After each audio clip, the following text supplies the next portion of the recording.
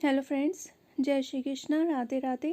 कैसे हो आप सब? आई होप सब अच्छे ही होंगे।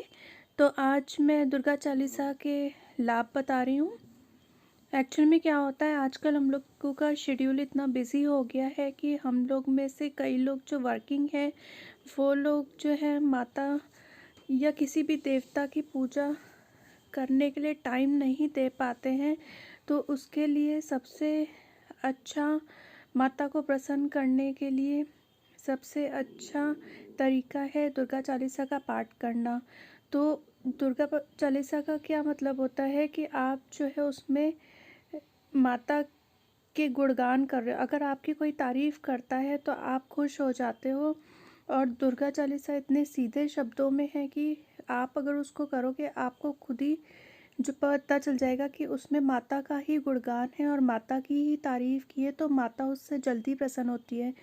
दो तरीके से पूजा होती है। एक तो आप जब दुर्गा सप्तशती का पाठ करते हो तो उसमें आपको बहुत ज़्यादा विधि और सब कुछ स्वच्छता और सब कुछ देख के करना पड़ता है। बट इसमें आप जो है दुर्गा चालीसा, आप माता की तस्वीर हो, मूर्ति हो चाहे ना हो, आपके पास टाइम नहीं है तो आप दुर्गा चालीसा का पाठ कहीं पे भी कर सकते हो। बट एक टाइम आप बना लेना, जैसे आप सुबह पढ़ते हो तो सुबह का टाइम, और शाम को पढ़ते हो तो शाम का टाइम, या रात को पढ़ते हो तो रात का टाइम। लेकिन वैसे तो देखा जाता है कि आप चाहो तो शाम को करो, क्योंकि शाम को जो है गौरी माँ और भोलेनाथ जो हैं वो शाम को घूमने निकलते हैं और वो देखते हैं कि भक्तों के यहाँ कौन कौन जो है पाठ कर रहा है, तो दुर्गा माता उससे जल्दी प्रसन्न हो जाती हैं। तो मैं अपना बता रही हूँ कि मैं तो हमेशा शाम को करती हूँ। वैसे अगर आप 2 बार पाठ कर सकते हो या कभी भी आप जितना आप कर सकते हो, आप अपनी क्षमता के अनुसार कर सकते हैं तो आप कीजिए। अगर आपको याद नहीं है तो आप पढ़ के करिए, बट ये इतना मुश्किल नहीं है।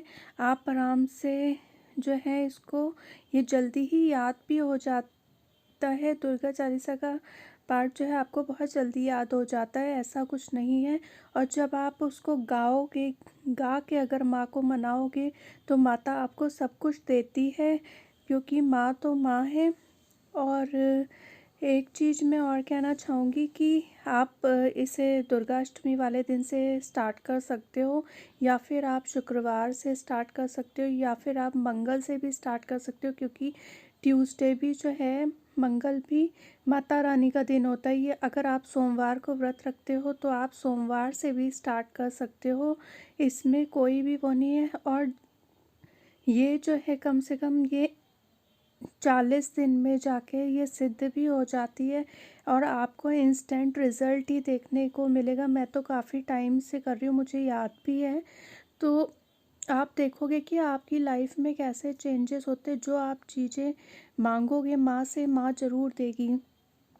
कुछ लोगों का राहु खराब होता है तो, या शुक्र खराब होता है, जिसके कारण फैमिली में जो है डिस्टरबेंस होते हैं, तो उनको ज़रूर दुर्गा चालीसा का पाठ करना चाहिए, क्योंकि वो ही एक माँ है, जगत जननी माँ है, जो हर कष्ट से अपने बच्चों को बचाती है और उनको मन मर्जी का, उनके मांगने पर उनकी झोलियाँ भी भरती है। और हाँ, अगर आप जो है उस टाइम पे जो है, अगर आप दुर्गा चालीसा का पाठ कर रहे हैं, ये तरीका सबसे इजी तरीका है माता रानी को प्रसन्न करने का। जब मैं पहले दुर्गा सप्तशती का पाठ नहीं करती थी और जो है मुझे पहले मैं दुर्गा चालीसा का ही पाठ करती थी, तो मैंने माता के इतने चमत्कार देखे हैं कि वो मैं आपको क्या बताऊं। कभी नेक्स्ट वीडियो में मैं आपके साथ शेयर भी करूंगी। हर मोड़ पे आप खुद ही देखोगे, सिर्फ एक भगवान को सदो तो सारे भगवान सद जाते हैं, ये कहावत है। वैसे ही अगर आपने माता रानी को प्रसन्न कर लिया तो सारे भगवान प्रसन्न हो जाएंगे, क्योंकि शिव जी भी उनके आगे जो है वो उनके आगे ही रहते हैं और वो भी प्रसन्न होते हैं जब उनका पाठ अगर माता रानी का पाठ अगर आप लोग करते हैं और इसमें कोई भी किसी भी तरीके का कुछ भी विधि नहीं है। आप जैसे घर में आपके कुछ भी बन रहा हो, कुछ भी वो हो रहा है, बस नॉनवेज वगैरह नहीं खाना है। बाकी आप प्याज लहसुन वगैरह आपकी इच्छा है, आप खा सकते। आप देखोगे कि माता रानी कैसे आप पे प्रसन्न हो जाती है। इसमें कुछ भी मुश्किल नहीं है, आप एक बार करना स्टार्ट करो। बट ये है कि आपको, अगर आप 11 दिन का मानते हो या 20 दिन का मानते हो, या आप एक एक पाठ का रोज़ मानते हो कि मैं इतने दिन तक करूँगा, ये संकल्प आपको लेना पड़ेगा कि मेरी पहले आपको जो है माता रानी के सामने हाथ जोड़ के बैठना है और माता रानी से बोलना है कि मेरा नाम ये है और मैं इतने दिन तक आपका ये पाठ करूँगा, आप मेरी ये वाली मनोकामना पूर्ण कर दीजिए। तो माता रानी अवश्य ही पूरा करती हैं। आप खुद देखोगे कि 40 दिन का अगर आप मानते हो और या फिर 20 दिन का मानते हो या फिर और भी कम 11 दिन का भी मानते हो, तो भी माता रानी उसको पूरा कर देती है। बट उसमें एक कंडीशन ये है, वैसे तो हर भगवान की अगर आप पूजा करते हैं तो ये कंडीशन होती है कि आपको किसी की बुराई नहीं करनी है, किसी को धोखा नहीं देना है, किसी को नीचा नहीं दिखाना है, क्योंकि फिर माता रानी फिर अपना दूसरा रूप दिखाती है। क्योंकि वो उनको जो है वो प्रेम के कारण ही आपके पास आएगी और आप उसमें धोखा और किसी की बुराई और किसी को नीचा दिखाना ये सब नहीं बर्दाश्त करती वो। फिर अगर ये सब चीज़ें होती हैं तो वो वहाँ उस घर में माता रानी नहीं रहती हैं। सबसे पहले तो माता रानी आपका जो भय होता है, डर होता है, कई चीज़ों को लेके वो डर ख़त्म कर देती है माता रानी।